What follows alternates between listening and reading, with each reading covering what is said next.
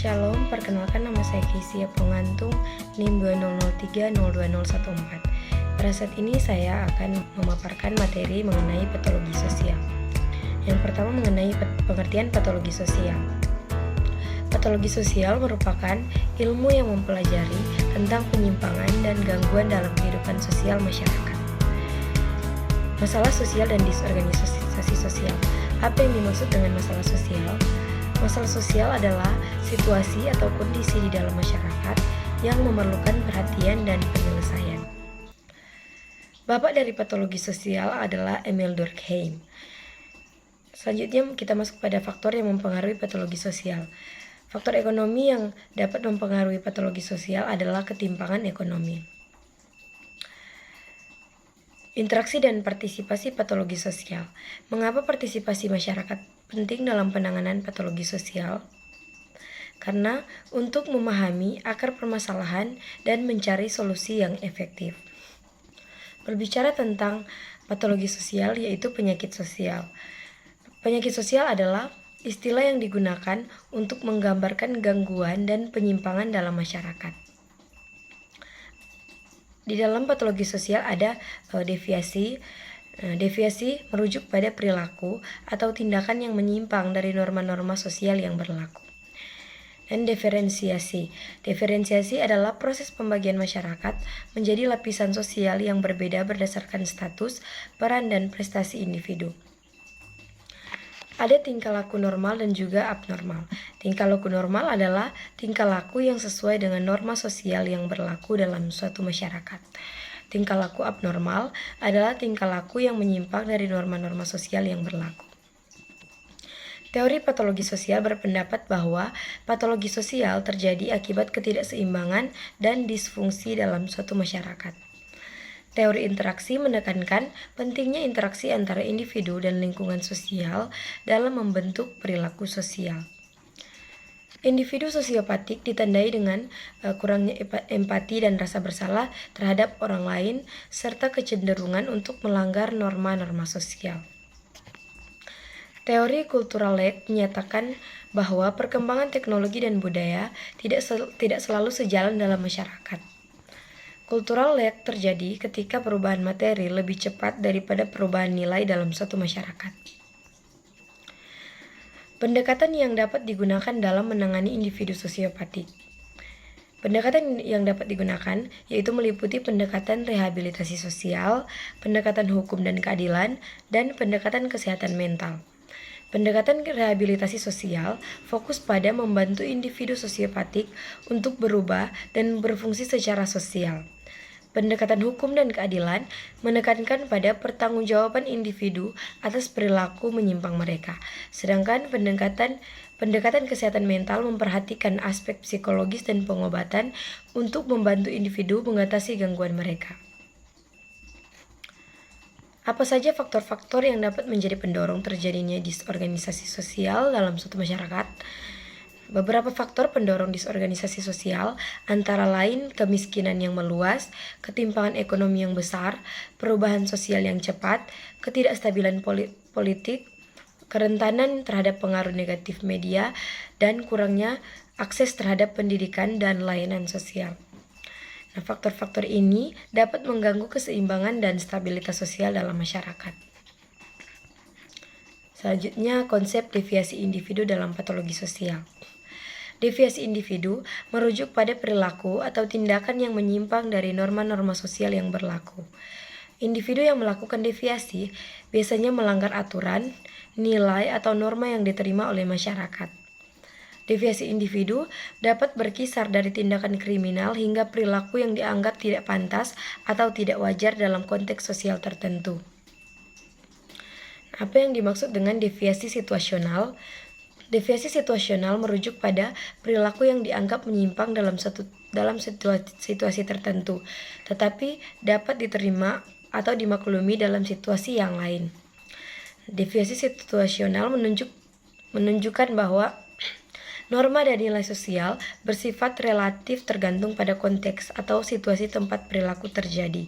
Contohnya, tingkah laku yang dianggap tidak pantas di tempat umum, mungkin dianggap normal atau diterima dalam lingkungan tertutup atau dalam kelompok tertentu. Selanjutnya, konsep deviasi sistemik dalam patologi sosial. Deviasi sistemik mengacu pada ketidakseimbangan atau disfungsi dalam sistem sosial atau struktur sosial suatu masyarakat yang menyebabkan perilaku menyimpang atau gangguan sosial. Faktor-faktor seperti ketidakadilan sosial, kesenjangan ekonomi yang besar, dan perubahan sosial yang cepat dapat menyebabkan deviasi sistemik. Deviasi sistemik mencerminkan adanya gangguan dalam struktur sosial yang mempengaruhi perilaku individu dan kelompok dalam masyarakat. Contohnya, jika sistem pendidikan dalam suatu masyarakat mengalami disfungsi yang menyebabkan kurangnya akses pendidikan yang adil dan berkualitas, hal ini dapat menghasilkan deviasi sistemik, seperti tingkat rendah literasi atau angka putus sekolah yang tinggi. Kita masuk pada pembahasan yang lebih lanjut mengenai mental disorder. Apa yang dimaksud dengan mental disorder? Mental disorder adalah gangguan emosi dan perilaku yang signifikan. Faktor yang menyebabkan terjadinya mental disorder yaitu faktor genetik, lingkungan, dan faktor sosial. Teori biologis menyatakan bahwa mental disorder disebabkan oleh ketidakseimbangan zat kimia dalam otak. Apa yang dimaksud? Selanjutnya kita masuk pada kriminalitas. Apa yang dimaksud dengan kriminalitas? Kriminalitas adalah perilaku menyimpang yang melanggar hukum. Dan bagaimana kriminalitas biasanya digolongkan? Kriminalitas individual dan kriminalitas kolektif. Kriminalitas dan teori-teorinya. Kriminalitas dapat didefinisikan sebagai perilaku yang melanggar hukum. Upaya penanggulangan kriminalitas meliputi pendekatan preventif dan represif. Selanjutnya mengenai pengertian perjudian. Perjudian adalah praktik bertaruh yang melibatkan taruhan pada hasil suatu peristiwa dengan harapan mendapatkan keuntungan finansial. Faktor yang mendorong perjudian termasuk tekanan emosional, kesulitan ekonomi, dan lingkungan sosial. Berbagai bentuk perjudian meliputi perjudian kasino, perjudian olahraga, perjudian online, dan perjudian lotre. Pemberantasan perjudian melibatkan tindakan penegakan hukum dan regulasi untuk membatasi akses dan menghukum pelaku perjudian ilegal. Ada juga kita masuk pada pengertian pelacuran. Pelacuran adalah praktik hubungan seksual dengan imbalan materi atau keuntungan finansial. Faktor penyebab pelacuran meliputi ketidakstabilan, kesulitan ekonomi, dan tekanan sosial. Penggolongan pelacuran dapat dibagi menjadi pelacuran jalanan, pelacuran rumah bordil, pelacuran daring, dan pelacuran pelanggan. Nah, upaya penanggulangan pelacuran meliputi pendekatan pencegahan, rehabilitasi, dan penegakan hukum. Kemudian alkoholisme. Alkoholisme adalah kecanduan terhadap alkohol yang menyebabkan ketergantungan fisik dan psikologis. Alkohol sebagai kawan dan sebagai lawan mengacu pada dampak positif dan negatif alkohol terhadap kesehatan dan kehidupan sosial individu. Ada 5 tipe alkoholisme, termasuk alkoholisme kronis, alkoholisme akut, alkoholisme remaja, alkoholisme fungsional, dan alkoholisme sosial. Tipe akibat penyalahgunaan alkohol mencakup gangguan fisik seperti kerusakan hati, gangguan mental seperti depresi, gangguan perilaku seperti kekerasan, gangguan hubungan sosial, dan kerugian finansial.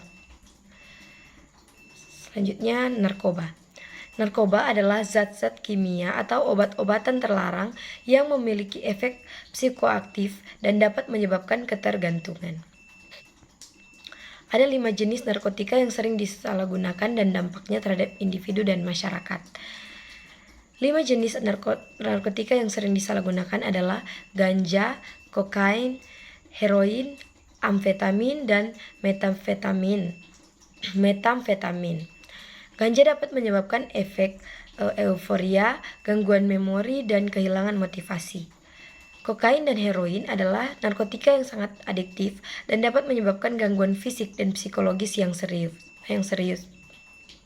Amfetamin dan metamfetamin memiliki efek stimulan yang kuat dan dapat menyebabkan kecanduan, gangguan tidur, dan gangguan kesehatan mental. Gambaran 3 strategi utama yang dapat dilakukan dalam upaya penanggulangan penyalahgunaan narkotika yaitu adalah pencegahan, rehabilitasi, dan penegakan hukum. Pencegahan melibatkan upaya untuk meningkatkan kesadaran masyarakat tentang bahaya narkotika, edukasi tentang risiko penyalahgunaan narkotika, dan pembentukan lingkungan yang tidak mendukung penggunaan narkotika.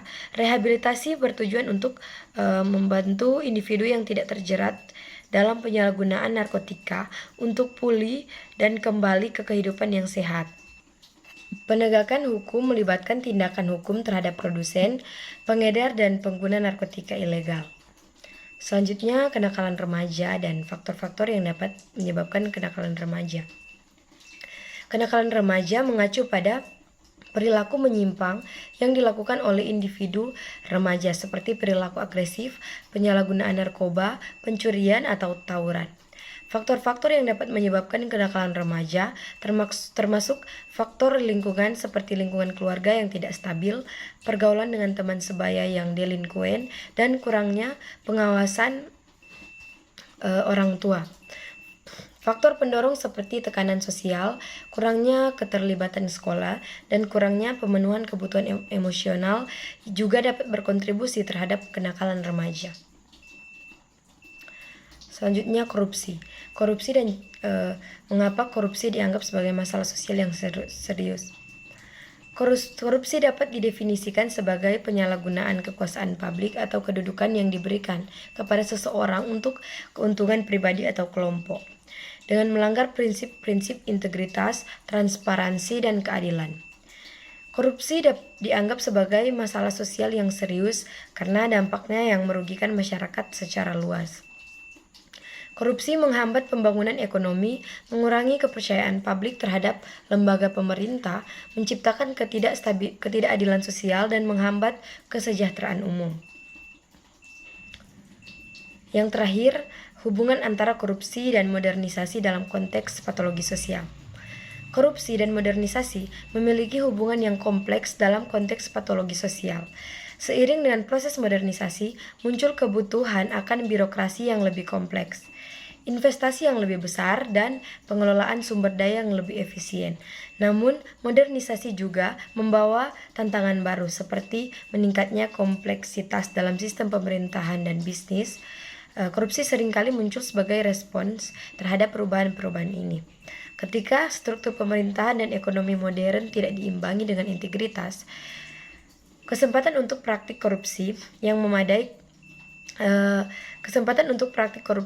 meningkat. Oleh karena itu, penting untuk memahami dinamika hubungan antara korupsi dan modernisasi untuk mencegah terjadinya patologi sosial. Demikian pembahasan saya mengenai patologi sosial. Sekian dan terima kasih.